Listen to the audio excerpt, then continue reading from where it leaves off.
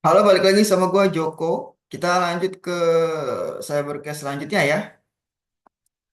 Cybercase selanjutnya itu tentang typical compromise. Ini adalah cybercase ke-25.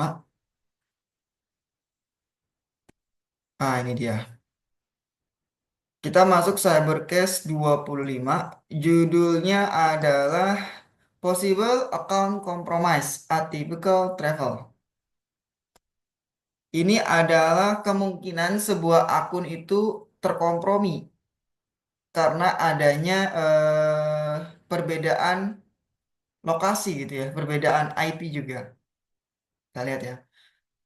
Dalam konteks ini, sekarang kita menggunakan tools, salah satu tools dari Trend Vision, yaitu Vision One. Ini XDR-nya dia ya, dia punya XDR, namanya Vision One.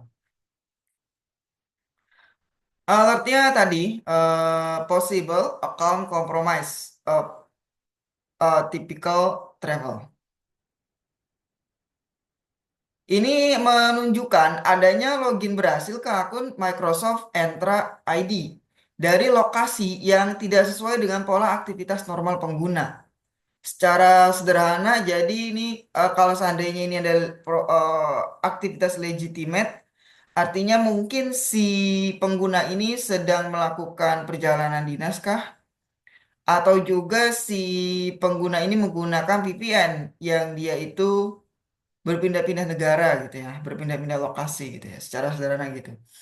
Sehingga dianggap sebagai anomali geografis, atypical travel, dan berpotensi mengindikasikan penggunaan kredensial oleh pihak tidak sah atau aktivitas login melalui VPN atau proxy. Meskipun severity masih low, deteksi ini termasuk early warning terhadap kemungkinan kompromi akun berbasis entitas valid account risk yang perlu ditindaklanjuti untuk memastikan apakah login tersebut sah atau merupakan indikasi awal account takeover. Nah, itu secara sederhana gitu. Nah, kalau dari sisi asosiasi ya, kita hanya menginfokan bahwa ini ada aktivitas login yang berhasil dari lokasi yang tidak biasa. Nah, ini perlu dikonfirmasi kepada usernya. Apakah user memang melakukan login dari lokasi yang tidak biasa atau menggunakan semacam tools yang membuat dia itu seolah-olah login dari lokasi yang tidak biasa. Itu aja kok. Catatannya gini, atypical travel adalah istilah dalam sistem keamanan identitas seperti Microsoft Entra ID yang berarti aktivitas login dari lokasi yang tidak biasa. Maksud dari tidak biasa berarti menurut behaviornya ya. Atau tidak sesuai dengan pola normal pengguna ya, behaviornya dari penggunanya. Kita coba lihat sedikit mengenai atypical travel alert.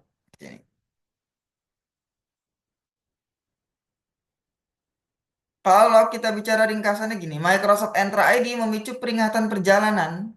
Peringatan perjalanan, atypical travel, yang tidak mungkin terjadi ketika pengguna melakukan autentikasi dari Louisiana lalu Denver dalam waktu 10 menit. Oh, ini contoh dari konteks ini ya, si Dropzone AI.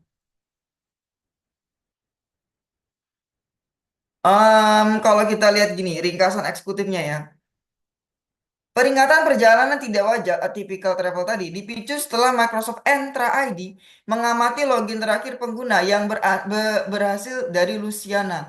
Diikuti tak lama kemudian oleh dua login baru dari alamat IP versi 6 Cellular Verizon yang berbeda dengan geolokasi di Denver. Oh, jadi ini jeda waktu yang singkat antara lokasi-lokasi ini memicu deteksi perjalanan yang tidak mungkin dilakukan oleh Entra ID, menandai rangkaian tersebut sebagai berpotensi mencurigakan. Oh, jadi ini tuh terjadi ketika misalnya dia udah login nih di satu lokasi. Tetapi dalam 10 menit yang akan datang, dia melakukan login lagi dari lokasi yang berbeda. Nah, maka di situ indikasinya kuat nih kalau ini tuh terjadi compromise nih. Gitu, gitu secara sederhana.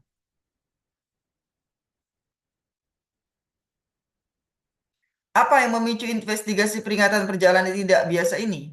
Hal pertama yang dilakukan analis asosiasi Dropzone AI setelah menerima peringatan adalah mengorientasikan diri pada jenis peringatan tersebut. Apa yang dimaksud untuk deteksi?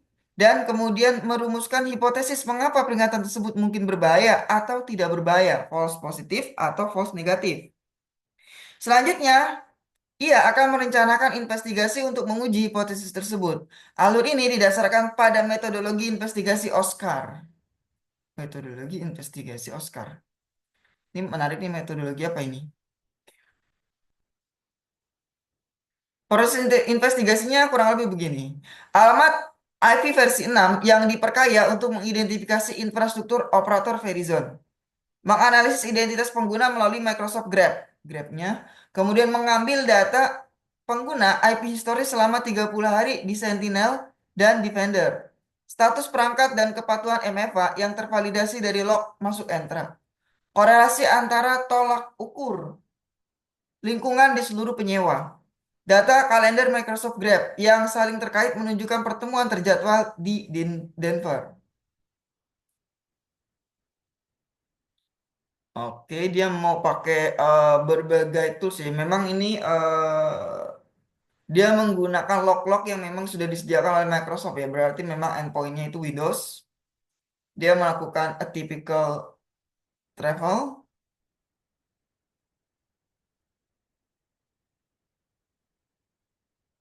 untuk melihat nih apakah lokasi itu sebelumnya pernah diakses juga gitu. Nah, hasil akhirnya gimana? Ya, atypical travel itu jinak dan normal kalau istilahnya dia. Prioritasnya tertutup pada informasi, bukti pendukungnya semua proses masuk berhasil melewati pemeriksaan MFA dan akses bersyarat. Kedua, alamat IP versi 6 tersebut merupakan titik akhir operator seluler yang seringkali salah lokasi. Oh, salah lokasi ya. Pola kalender, perangkat, dan riwayat transaksi mengkonfirmasi aktivitas sah dari pengguna yang sama yang bepergian di Amerika Serikat. Ya, memang seringkali ini menjadi false positif ya. Walaupun memang ya tadi perlu diperiksa lagi ya, apakah ini activity legitimate atau tidak gitu ya. Lanjut.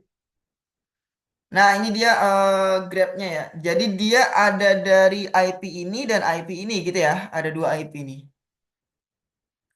Alat dari Microsoft Entra ID ini menunjukkan bahwa akun berhasil login dari lokasi yang tidak biasa.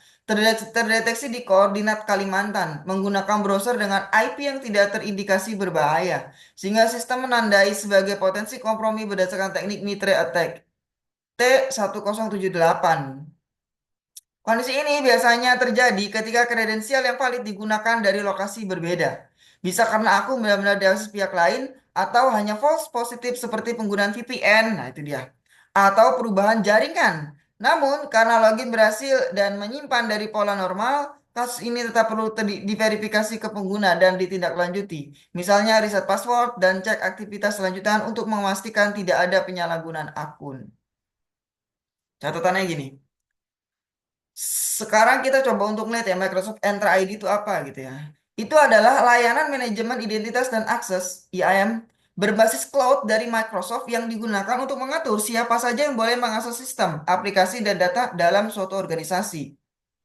Sederhananya, ini adalah penjaga gerbang digital yang memastikan bahwa pengguna yang sah yang bisa login, sekaligus mengontrol bagaimana mereka mengakses layanan seperti email, aplikasi internal, atau platform cloud. Entra ID sebelumnya dikenal sebagai Azure Active Directory. Nah, ini sebelumnya tuh EDI ya. Menyediakan fitur seperti login tunggal, SSO, Multi-Factor Authentication, MFA. Deteksi aktivitas mencurigakan seperti login dari lokasi tidak biasa, tadi atypical travel, serta kebijakan keamanan untuk mencegah penyalahgunaan akun. Nah, itu dia. Kita coba lihat lebih dari ininya Microsoft Entra ID. Kita coba lihat lebih jelas lagi dari sebuah artikel gitu ya. Nah, ini artikelnya. Ya, seperti biasa ya, dia ada rangkaian solusi manajemen identitas dan akses IAM, Identity and Access Management, yang dirancang untuk membantu bisnis mengamankan dan mengelola identitas digital di lingkungan modern berbasis cloud. Tuh. Dulunya itu dikenal sebagai Azure Active Directory gitu ya. Sekarang udah berubah menjadi Microsoft Entra ID. Navigasi pusat admin Microsoft Entra. Jadi dia nanti ada, kalau ada Active Directory berarti kita bisa mengendalikan ini ya, mengendalikan ada dashboardnya ya, berarti dari Microsoft Entra Admin Center ini. Nah ini kita bisa mengendalikan berbagai endpoint yang terdaftar di Microsoft Entra gitu ya.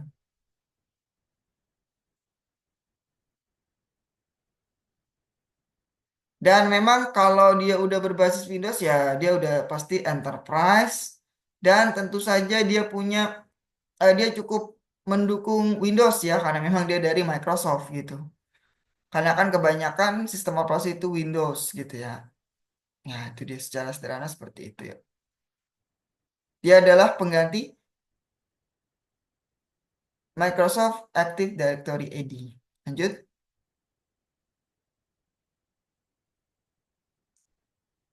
Nah, itu tadi adalah lognya gitu ya. Alert ini menunjukkan bahwa sistem Microsoft Entra ID mendeteksi aktivitas login yang tidak biasa pada akun, di mana pengguna berhasil masuk dari dua lokasi berbeda, Jakarta dan Balikpapan nih secara bersamaan. Jakarta dan Balikpapan, Kalimantan Timur ya.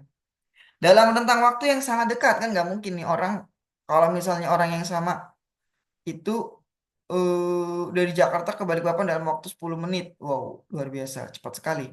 Nah, kemungkinan ini mungkin dia ada satu account, mungkin juga dia pakai VPN gitu. Ada dua itu aja sih kemungkinan kalau itu legitimate gitu ya.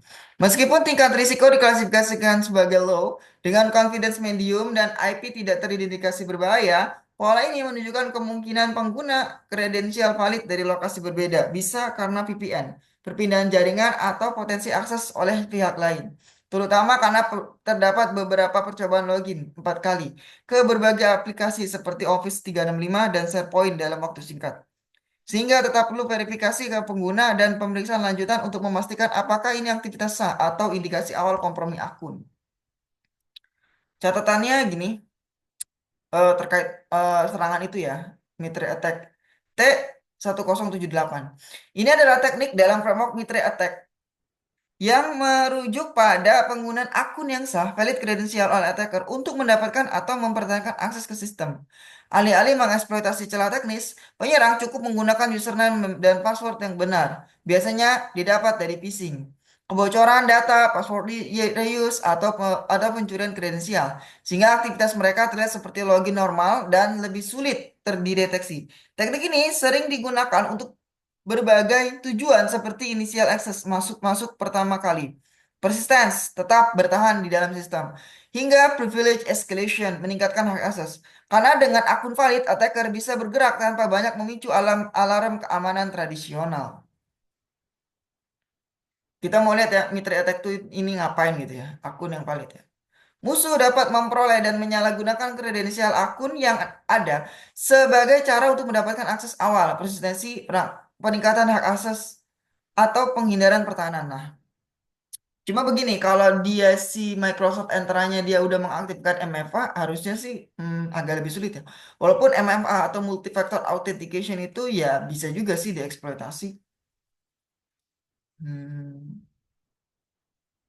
Tapi dalam konteks ini ya tadi ya, si Mitra Attack ini untuk T1078 ini, dia itu ya akun yang valid yang digunakan login dengan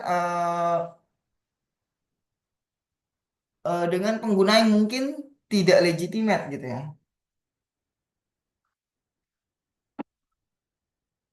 Lanjut, kira-kira gitu ya. Ini mau menunjukin aja ya bahwa dia masuk ke klasifikasi Mitre Attack dari T1078 tadi. Nah, kalau kita korelasikan dengan ECI atau Easy Council Incident Handler, ini masuk ke dalam detecting inappropriate usage incidents. Jadi dengan memantau percobaan login yang gagal di Windows Active Directory, kalau sekarang udah disebut dengan Microsoft Entra, tim keamanan bisa mendeteksi indikasi keserangan seperti akses tidak sah, illegal access, atau brute force untuk melakukannya. Mereka perlu mengaktifkan fitur audit logon, event di group policy, agar semua aktivitas login termasuk yang gagal tercatat dan bisa dianalisis. Nah ini kalau fitur ini diaktifin ya tentu saja ada biaya ya, karena ada log yang disimpan dan membutuhkan storage. Status code kegagalan tuh ada berbagai macam nih. Contohnya password salah, 6A, 6D username dan informasi autentikasi salah, 6F login di luar jam yang diizinkan, 64 username salah, 70 login dari workstation yang tidak diizinkan, 71 workstation yang tidak diizinkan. Oke, 71 password sudah kadaluarsa, 72 akun dinonaktifkan oleh administrator, 33 133 jam antara klien dan domain controller tidak sinkron. Nah, ini jamnya nggak sinkron nih. 193 akun sudah kadaluarsa, 224 user wajib mengganti password pada login berikutnya, 234 akun terkunci. Nah, oh ini tapi cuma status code kegagalan ya. Oke. Dia nggak ada, belum ditampilin status code yang berhasil gitu ya. Tim Incident Response bisa menggunakan tools seperti AD Audit Plus untuk memantau dan menganalisis kegagalan login di Active Directory dalam konteks sekarang itu Microsoft Entra ID ya. Sehingga lebih mudah mendeteksi aktivitas mencurigakan seperti percobaan akses tidak sah atau serangan brute force. Kita coba lihat mengenai Microsoft AD Active Directory. Nah, ini dia.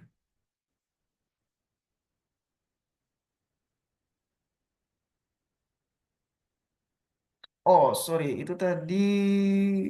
Oh, produknya ya. Produk dari Edi Audit Plus. Edi Audit Plus. Ini Edi Audit Plus nih produknya nih.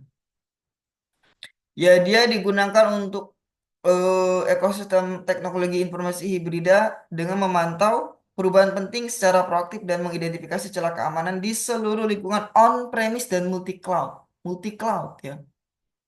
Nah, tapi memang dia itu server Windows ya spesifik ya. Namanya juga Edi Audit. Ini digunakan, nah ini tampilannya begini nih. Kemungkinan kita akan masukin data, kemudian data itu akan dianalisis ya oleh si Edi Audit Plus ini dari Manage Engine ya. Dia punya pricing itu, nah ini dia. Edisi standarnya aja 595 dolar per tahun. 100 dolarnya aja 1,5 ambil ya 1,5. Dua itu berarti udah 3 juta, berarti 6 juta, 7 juta, ya ini sekitar 8 jutaan ya.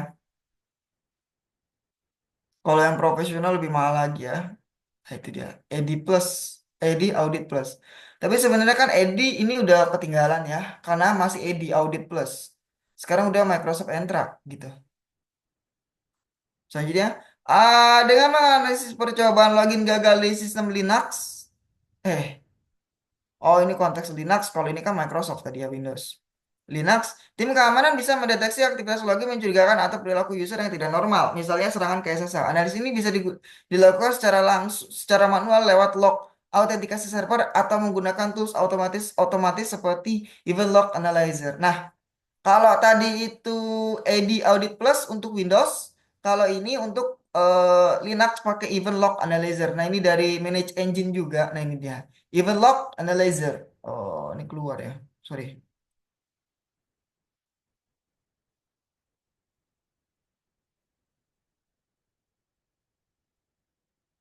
Itu ya.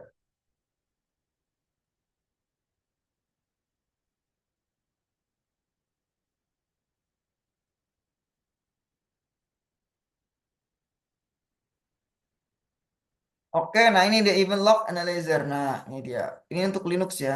Linux. Tampilannya gitu kira-kira. Mengurai log peristiwa ya. Tampilannya agak lebih lebih lebih banyak ya tampilannya ya. Dia punya lebih detail ya. Saya penasaran dengan pricingnya, mana pricingnya?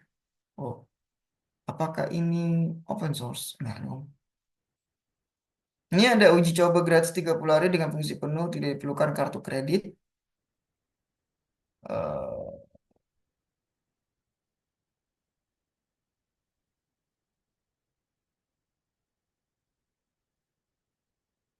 nah, menariknya si Event Log Analyzer ini juga bisa menggunakan juga bisa digunakan untuk Windows gitu ya. Bukan hanya Linux aja.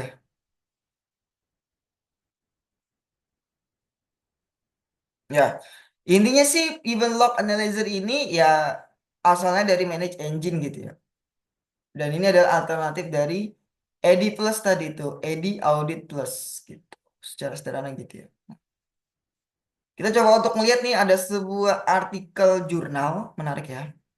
Nih, judulnya adalah model CNN Light GBM baru yang dapat dijelaskan untuk autentikasi berkelanjutan pada smartphone.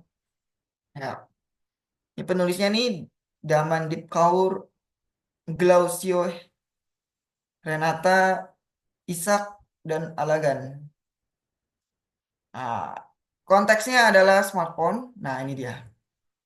Smartphone, dia akan CNN, kemudian dia bikin like GBM, kemudian dia explainable pakai AI, line plus SEP, kemudian dia akan ngasih alert ya, legitimate user atau imposter. Dan dia memberikan 98,7% akurasinya ya. Kalau kita lihat, ya dia ini kan kalau misalnya kita ngeliat judulnya model CNN Lite GBM baru yang dapat dijelaskan untuk autentikasi berkelanjutan pada smartphone. Secara sederhana ini tuh sebuah sistem yang digunakan untuk melihat apakah aktivitas login pada suatu smartphone itu legitimate atau tidak gitu sih secara sederhana. Kalau kita ngelihat, wait, hmm,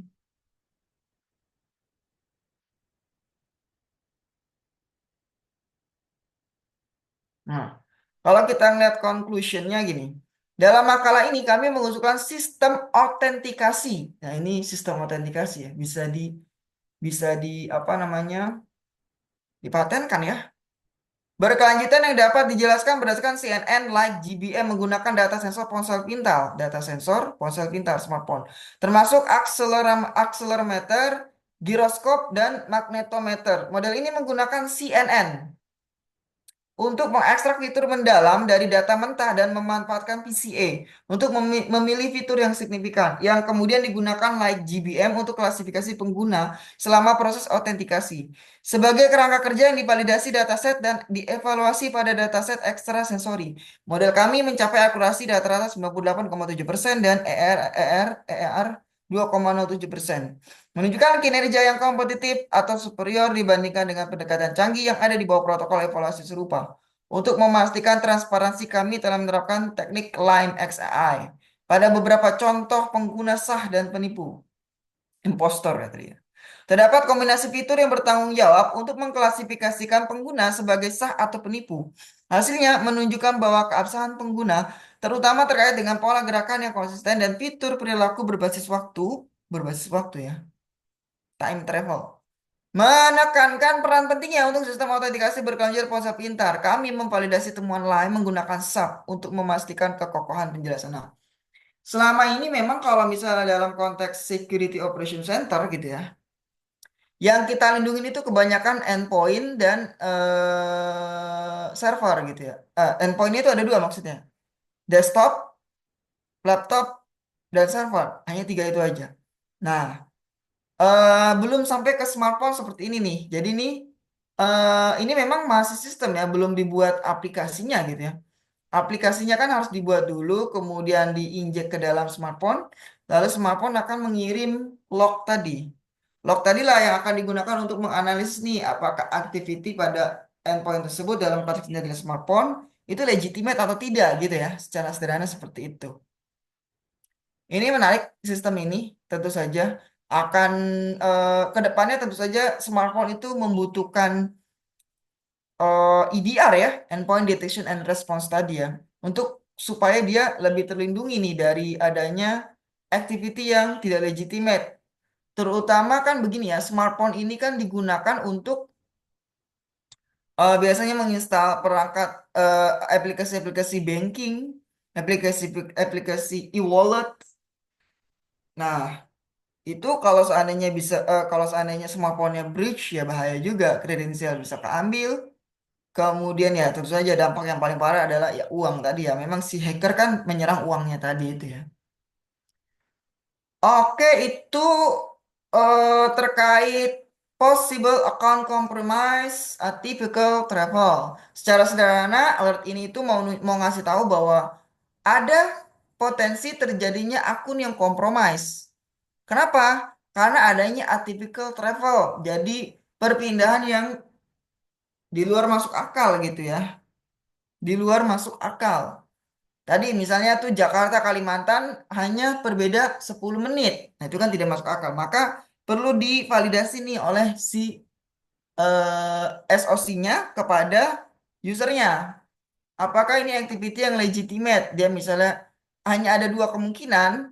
Pertama itu dia mungkin possible shared account. Jadi dia punya rekan di Kalimantan. Dia kasih kredensial, dia kasih kredensial ke sana, baik username, password maupun MFA-nya multifactor authenticator. Dia login dulu, kemudian temannya login di Kalimantan. Nah, terjadilah a typical travel.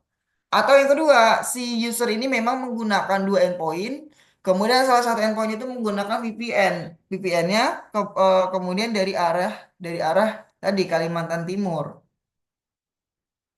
Sehingga muncul alert typical travel. Ya, intinya tadi dia perlu untuk dilakukan konfirmasi. Nah, kalau seandainya nanti terbukti itu adalah activity yang ilegal atau illegal access, ya berarti endpointnya pertama perlu diisolasi dulu, kemudian harus diganti seluruh passwordnya, kemudian di malware scan dari endpointnya dia. Jangan-jangan pernah terjadi sesuatu itu. Kemudian sisanya adalah dari sistem SOC perlu melakukan threat hunting.